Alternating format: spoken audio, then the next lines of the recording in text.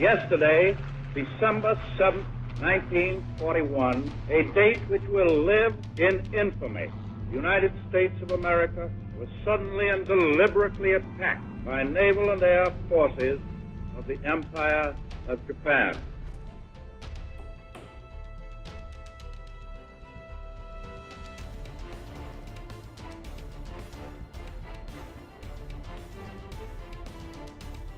I knew that if I were in here for my own protection, why are the machine guns pointing in at us and not out?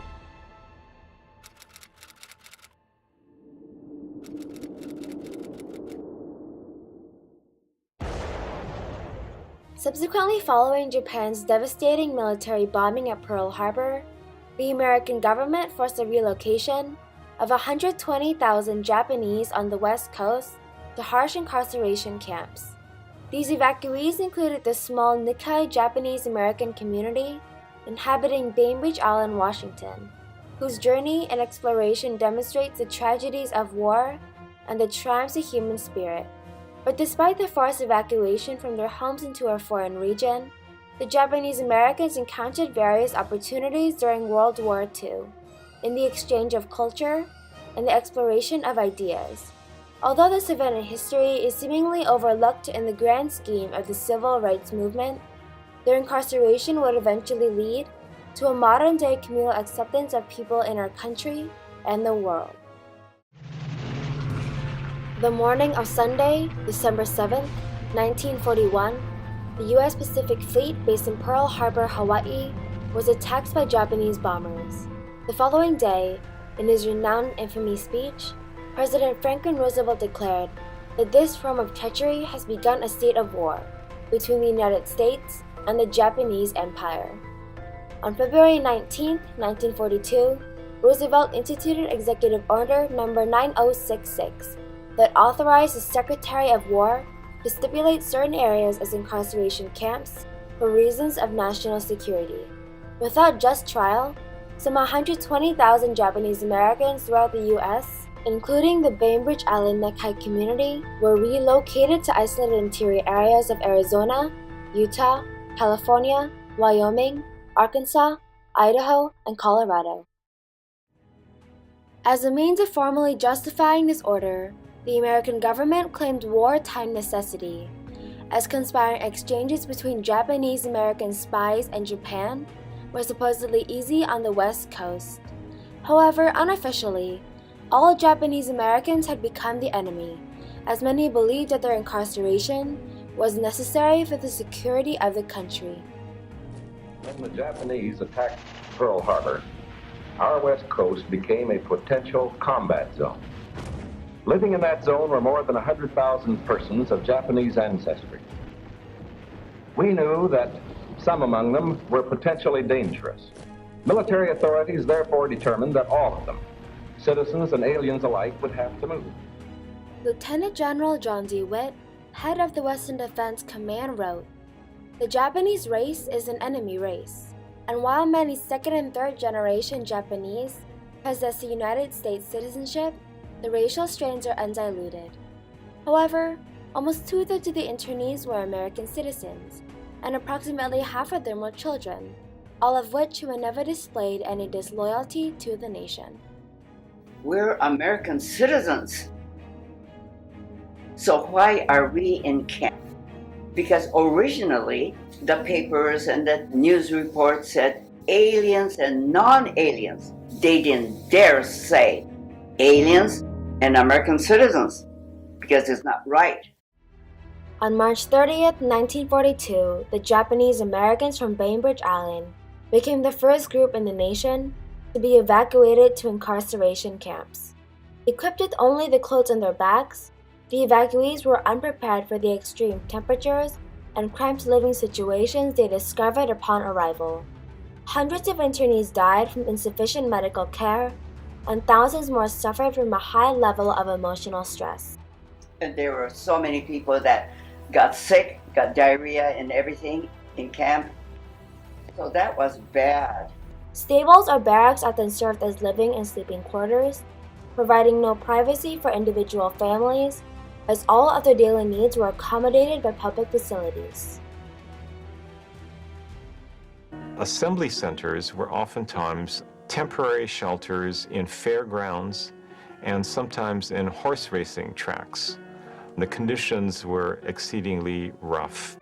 The Japanese American evacuees also encountered a variety of academic and occupational opportunities during their experience at incarceration camps.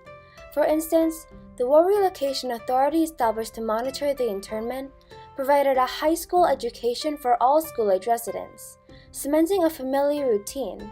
This allowed students to explore a higher education previously unavailable in their working-class families.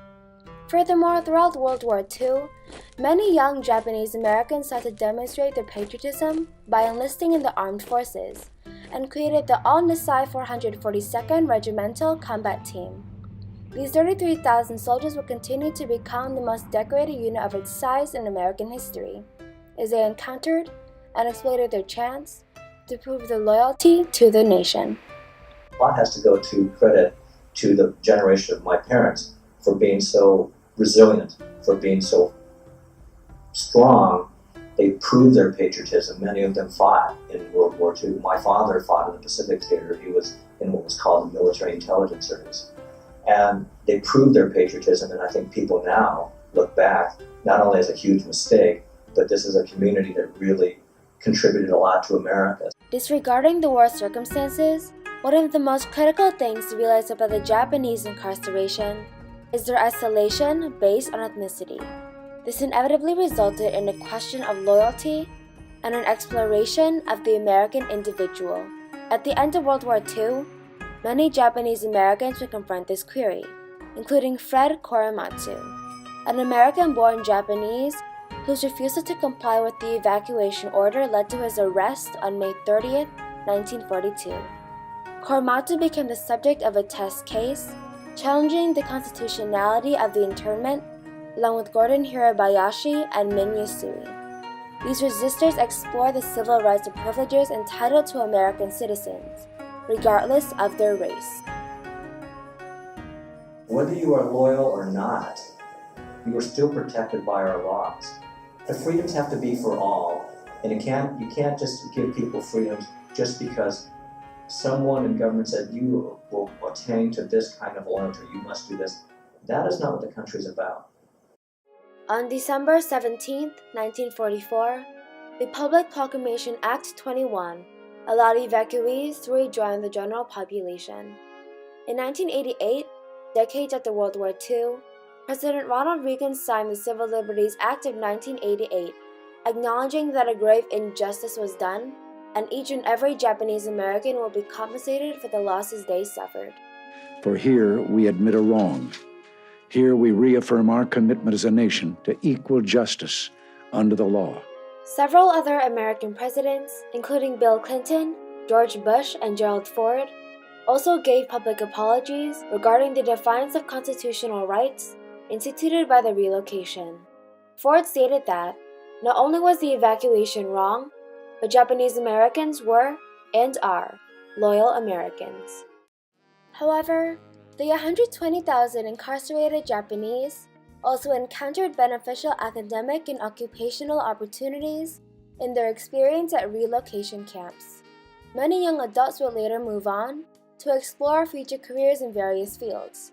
Furthermore, a strong sense of community emerged in Bainbridge Island, as they bonded together to establish the Bainbridge Island Japanese American Council.